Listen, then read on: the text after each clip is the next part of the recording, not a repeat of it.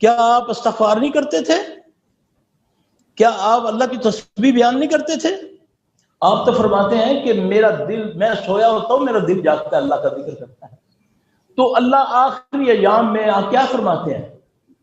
اذا جاء نصر اللہ والفتح ورأیت الناس يدخلون فی دین اللہ افواجا فسبح بحمد ربک واستغفرہ۔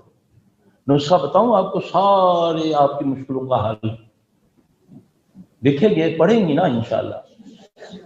اس کے بعد جب یہ آیتیں اتری، جب یہ سورہ اتری، تو رسول اللہ صلی اللہ علیہ وسلم نے رکوع کے اندر اور سجدے کے اندر آپ نے یہ دعا پڑھنا شروع کر دی، سبحانک اللہم ربنا وبحمدک اللہم اغفر لی، سبحانک اللہم ربنا وبحمدک اللہم اغفر لی۔